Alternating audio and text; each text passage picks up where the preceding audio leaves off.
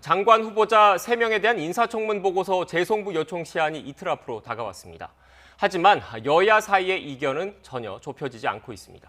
야당에서는 다른 사안까지 묶어서 부적격 후보자들에 대한 임명 철회를 요구하고 있고 민주당 안에서도 지도부의 결단을 촉구하는 목소리가 이어지고 있습니다. 국회 취재기자 연결하겠습니다. 김태민 기자. 네, 국회입니다. 네, 문 대통령의 재송부 요청 이후 장관 후보자 3명의 청문 보고서 채택 시한이 이틀 남았는데 여야 협상에 여전히 진전은 없는 거죠? 네, 아직도 공식적인 여야 만남이 예정된 건 없습니다. 더불어민주당은 장관 후보자 3명과 별개로 본회의부터 열어서 김부겸 국무총리 후보자를 인준하자는 입장을 고수하고 있습니다. 윤호중 원내대표는 총리 인성을 무작정 미루는 건 국민께 예의가 아니라며 야당의 협조를 요구했는데요. 오전에는 원내대표단과 함께 박병석 국회의장을 만난 자리에서 오후 2시 국무총리 인사청문 특위를 열어 청문 보고서 채택을 추진하겠다며 그렇게 되면 당장 오늘이라도 본회의를 열고 총리 인준 동의안을 처리해달라고 요청했습니다. 하지만 야당인 국민의힘은 공은 전적으로 여당과 청와대에 있다며 부적격 장관 후보 3명의 임명부터 철회하라고 요구하고 있습니다. 그러면서 만약 단독으로 본회의를 열고 김부겸 총리 후보 인준을 강행한다면 정상적인 국회 운영을 포기하는 것으로 간주하겠다며 으름장을 놨습니다.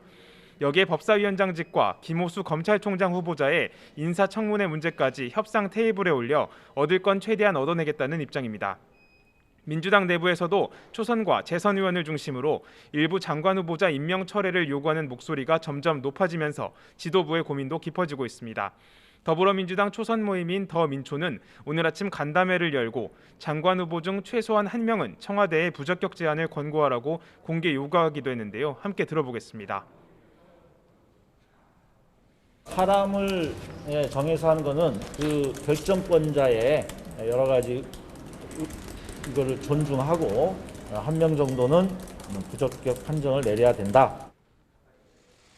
이처럼 총리 인준 문제를 두고 여야의 기싸움이 이어지는 와중에 내부 이견까지 계속 터져나오면서 문 대통령이 요청한 청문 보고서 채택 시한을 이틀 앞둔 민주당 지도부는 숙고를 거듭할 것으로 보입니다.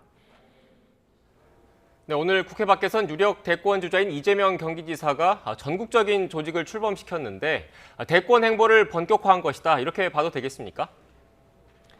네, 그제 이낙연 전 대표, 어제 정세균 전 총리에 이어 오늘은 여권 여론조사 지지율 1위를 달리고 있는 이재명 경기지사가 전국 조직을 띄우고 새몰이에 나섰습니다. 이 지사는 오늘 오전 전국 단위 지지 모임인 민주평화광장 출범식에 참석한 데 이어 청년 주거와 부동산 문제에 대한 정책 제안을 내놓으면서 본격적인 대선 행보를 이어갈 전망입니다. 논란이 되고 있는 대선 경선 연기론과 관련해선 사실상 반대 입장을 밝히기도 했는데요. 함께 들어보겠습니다. 뭐 원칙대로 하면 제일 조용하고 합당하지 않나요?